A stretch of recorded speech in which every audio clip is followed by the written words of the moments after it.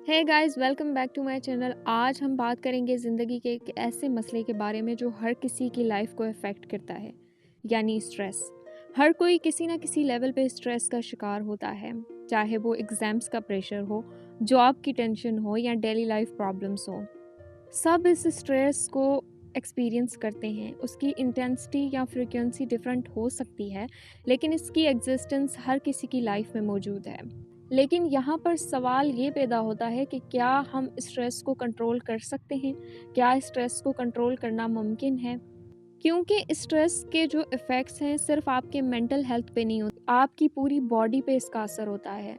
ये कंट्रोल ना हो तो ये सिर्फ टेंशन नहीं बल्कि हेल्थ इश्यूज़ का भी सबब बन सकता है। हेडेक, ब्लड प्रेशर, नींद का ना आना, हत्ता कि ये आपको डिप्रेशन तक भी ले जा सकता है। लेकिन रुकिए, क्या स्ट्रेस से बचना पॉसिबल है? बिल्कुल। और आज हम इस वीडियो में जानने की कोशिश करेंगे कि हम स्ट्रेस से कैसे बच सकते हैं। यानी आज की वीडियो में हम देखेंगे कि हम स्ट्रेस को कैसे पॉजिटिवली मैनेज कर सकते हैं। और इसी वीडियो में मैं आपको आज कॉग्निटिव बिहेवियरल थेरेपी की कुछ साइंटिफिकली प्रूवन टेक्निक्स बताऊंगी जो आपकी लाइफ को स्ट्रेस फ्री और पीसफुल बनाने में बहुत हेल्पफुल रहेंगी। तो वीडियो को एंड तक ज़रूर देखिए, क्योंकि आज की टिप्स आपके मेंटल हेल्थ और ओवरऑल वेलबींग के लिए बहुत गेम चेंजर साबित हो सकती हैं अगर आप इन पे अमल करें तो। Ready, let's get started. तो हम शुरू करते हैं स्ट्रेस को समझने से। सबसे पहले ये समझना ज़रूरी है कि स्ट्रेस होता क्या है। स्ट्रेस बेसिकली एक नेचुरल रिस्पॉन्स है जो तब एक्टिवेट होता है जब हम किसी भी चैलेंज या थ्रेट को फील करते हैं। थोड़ा इमेजिन करें, एग्जाम्स का प्रेशर, जॉब डेडलाइंस या पर्सनल लाइफ इश्यूज, ये सभी चीज़ें दिमाग को ओवरलोड कर देती हैं, जिसके नतीजे में एक नेचुरल रिस्पॉन्स अराइज होता है जिसको हम स्ट्रेस कह देते हैं, जो कि पार्ट ऑफ लाइफ है। ये इतना प्रॉब्लमेटिक नहीं है, लेकिन प्रॉब्लम तब होती है जब ये स्ट्रेस क्रोनिक हो जाए, मतलब हर वक्त बिना किसी ब्रेक के आपको स्ट्रेस फील होना शुरू हो जाए। तो स्ट्रेस सिर्फ आपकी टेंशन या प्रॉब्लम नहीं रहता, बल्कि ये एक साइलेंट एनिमी बन जाता है जो आपके ब्रेन और बॉडी दोनों को डैमेज कर देता है।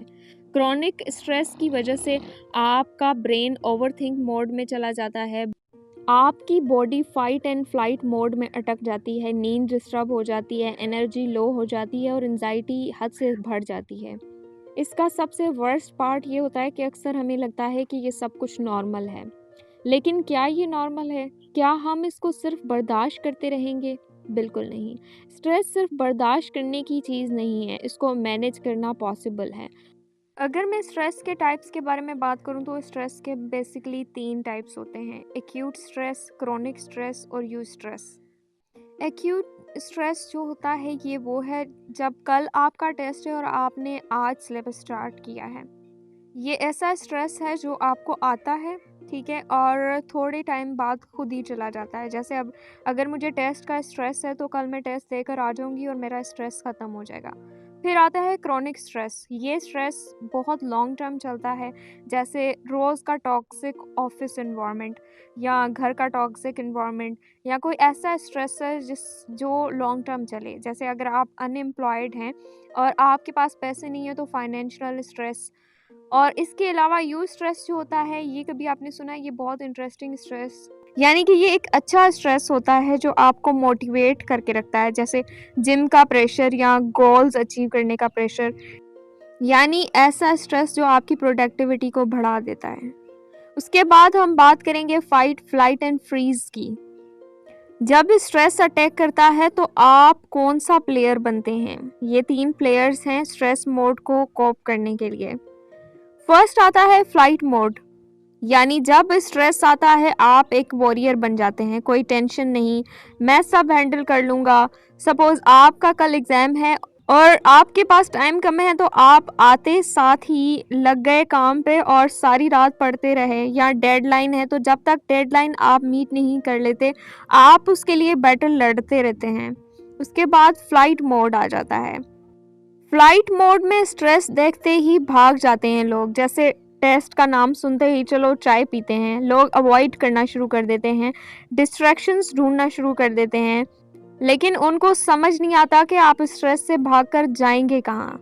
उसके बाद फ्रीज मोड आ जाता है और फिर वो लोग जो स्ट्रेस के सामने स्टैचू बन जाते हैं। जैसे टीचर ने बोला कि आप बोर्ड पे आकर कुछ समझाएं तो आपका दिमाग फ्रीज हो गया, आपका दिमाग शट डाउन हो गया। ये स्ट्रेस का शॉक मोड होता है जिसमें बंदा बस ब्लैंक हो जाता है, जिसमें कुछ याद नहीं रहता।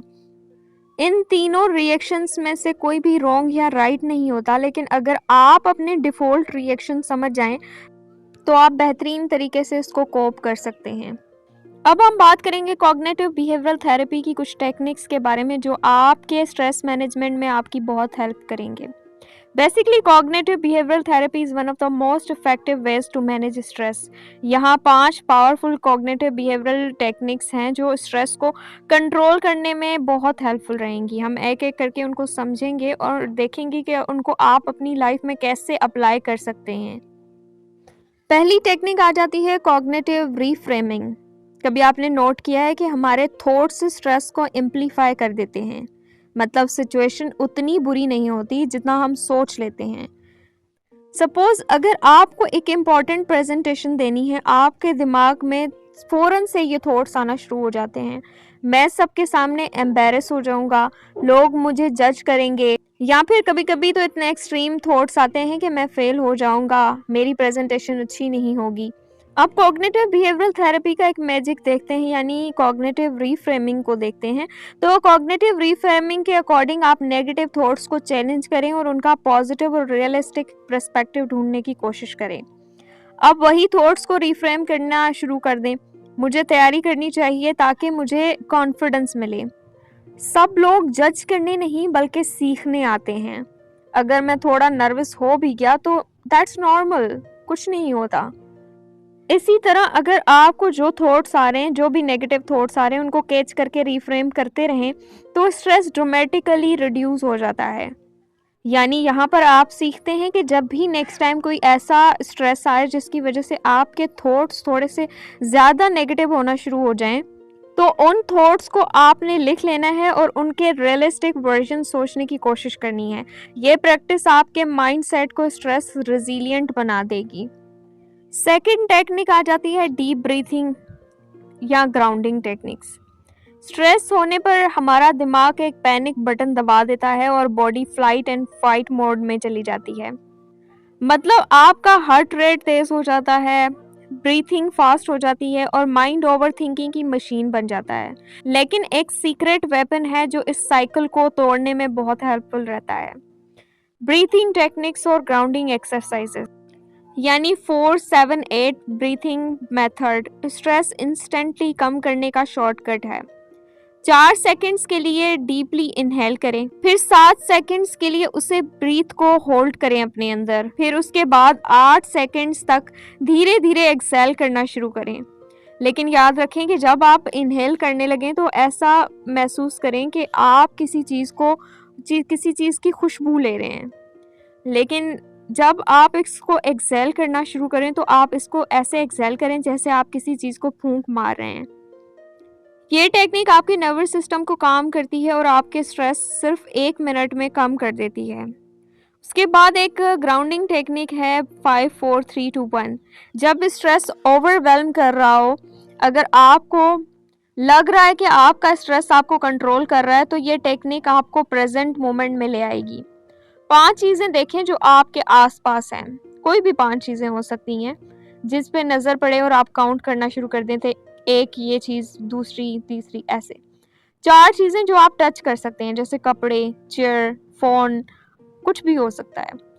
3 थिंग्स जो आप सुन सकें, जैसे आप गौर करें और देखें कि आपके माहौल में कौन सी आवाज़ें आ रही हैं, कोई म्यूज़िक की आवाज़, कोई बर्ड्स की कोई वो हो सकती है, कुछ भी हो सकता है। और उसके बाद 2 ऐसी चीज़ें स्मेल करें जो आपके एनवायरनमेंट से आ रही हैं, जैसे परफ्यूम हो सकता है, कॉफ़ी की फ्रेगरेंस हो सकती है, फ्रेश एयर हो सकती है, एनीथिंग। उसके बाद एक ऐसी चीज़ टेस्ट करें, कुछ भी हो सकता है, आप पानी ले लें, कोई गम ले लें, मिंट ले लें, कुछ ले लें। ये टेक्निक ब्रेन को सिग्नल देती है कि डेंजर ख़त्म हो गया है और आप रिलैक्स हो सकते हैं। उसके बाद आ जाता है जर्नलिंग। कभी आपने नोट किया है कि जब हम ज़्यादा स्ट्रेस में होते हैं तो दिमाग एक बैटलफील्ड बन जाता है, हर तरफ थॉट्स, ओवर थिंकिंग, बस दिमाग फटने वाला हो जाता है। वाली फीलिंग्स। सॉल्यूशन इसका पूरा स्ट्रेस को ब्रेन से बाहर निकालना है और इसके लिए एक पावरफुल सीबीटी टेक्निक है जर्नलिंग या थॉट डंप।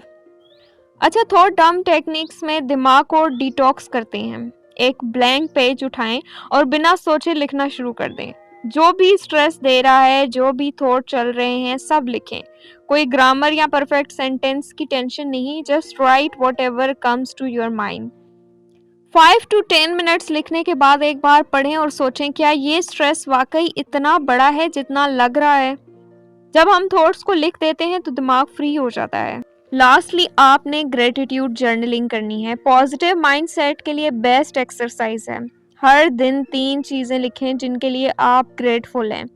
छोटी छोटी चीज़ें भी हो सकती हैं। अगर आज का वेदर बहुत अच्छा है, मुझे एक अच्छा मैसेज मिला, आज मिलने कोई आ गया था, या आज मैंने अपने लिए अच्छी चाय बनाई, अपने लिए थोड़ा अच्छा वक्त निकाला। ये जर्नलिंग साइंटिफिकली प्रूवन है स्ट्रेस कम करने और पॉजिटिविटी बढ़ाने के लिए। ये कुछ कॉग्निटिव बिहेवियरल थेरेपी की टेक्निक्स हैं जो साइंटिफिकली प्रूवन हैं स्ट्रेस को मैनेज करने के लिए।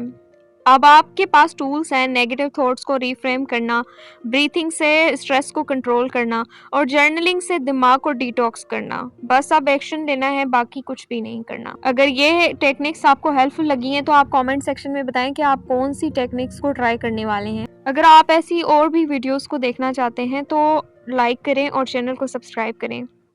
मिलते हैं फिर नेक्स्ट वीडियो में एक पावरफुल टॉपिक के साथ। Till then, stay mindful, stay stress free.